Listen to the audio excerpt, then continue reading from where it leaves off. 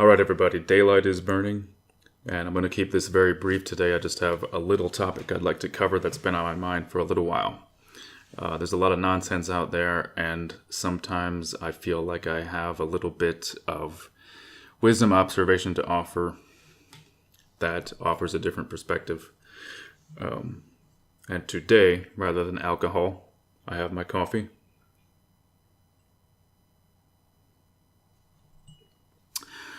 Wouldn't be a bad thing if I could quit drinking alcohol altogether. I think that's what I'm going to be shooting for in the coming weeks and months. No alcohol.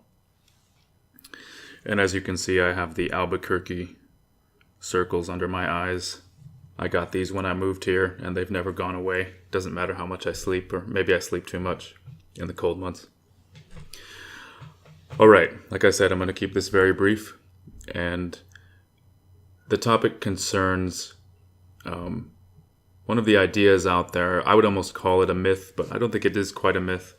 But the idea that immigrants to the USA are much more likely to start businesses. They're more enterprising. They come here from places like India or Africa, Nigeria, and they open up a business. China, big one, or Vietnam.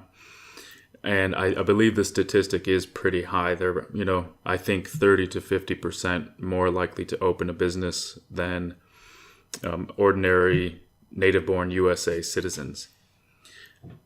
And I think there are probably a lot of good reasons why this is the case. I wrote a little blurb on this here. So when they talk about immigrants to the USA starting more businesses than American-born citizens, that's something that's always bugged me a bit, though it seems to make an intuitive sense. The new immigrants took it upon themselves. They had the gumption to move their family here and start a new life in a new place.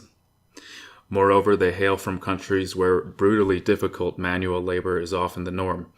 Under these conditions, of course, the immigrants would be highly motivated to succeed and create a better life for their families in our safe and orderly society. All of this may be true, but there is another side to the story, and that other side mostly revolves around the highly cohesive and symbiotic family structures they bring to the USA with them. So that's my point, and it's an observation, a very real observation that I've made. It isn't like immigrants to the USA are coming here and they have a starting point or starting conditions that are exactly like ours. We're highly individualistic. We don't depend on our cousins. Most of us can't really go to some uncle for help or for a large lump of cash to help us start a business or something. But to highlight what I'm talking about, I have a very germane little anecdote to offer. This was when I still lived in Michigan. There was a large Chinese restaurant that I would frequently go to. Pretty good stuff. You lay down $10 and you can get a heaping container full of food. And one day when I went there, there was a young woman working there, I think about her mid-20s. For some reason, she started telling me about her life. I took out my wallet. I was trying to just pay and get out of there. She starts telling me some things, and I think she was asking me what I did and whether I had been to college. And then she offered the information that she had never been to college, and in fact, her parents, who were, I guess, the owners of the place, had never even sent her to school when she was a girl. So they had come over to the USA. They've got this daughter, probably daughters plural, working for them in the restaurant, probably either for very low pay or probably for nothing. And they're not sending her to school. And she was already married. She said, yeah, that's my kid over there. She has a kid or two. I believe, she must have been about 25, 26. And I don't know, it's like she wanted this white guy to hear something about her life, just to understand who she was and what her situation was and how tough it was. I don't really know, but she told me that little smidgen about herself. And those are completely different conditions from how a person here in the USA would start. Like we have child labor laws. So in many cases, if a Chinese clan, it's probably a lot of family members that come over at the same time. Are they really following child labor laws? Probably not. They're putting sons and daughters to work starting at a very young age, washing dishes, doing whatever for the family. And because they hail from these much more traditional cultures, it's regarded as a given that you just have to serve your parent, or it could even be an uncle. You just have to do what they tell you. You just have to. We have no concept of that, and that's not how we live.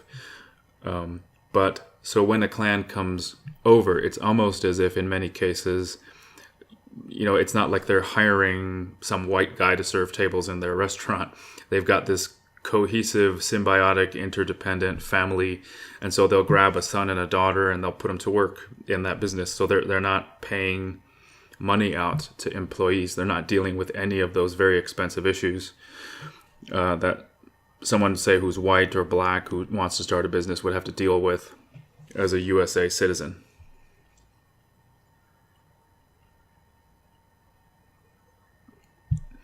So that's just the condition that I wanted to point out.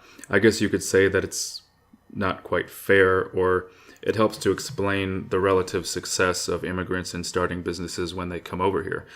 Well, of course, they're more successful. I don't think that they have higher IQs than we do, but they do have those cohesive family structures, and often it's a whole extended family, like this big Chinese restaurant. There were all of these Chinese people involved.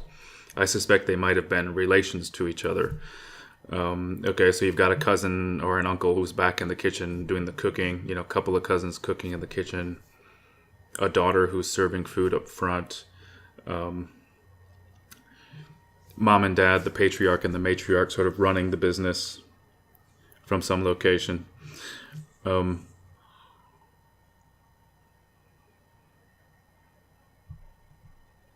I suspect because of our immigration policy, in part, they owe their success in business to our immigration policy, which is very forgiving about, families being able to do these add-ons where they add another relative, they add more extended family. They can bring their whole family over. It isn't just on an individual by individual basis.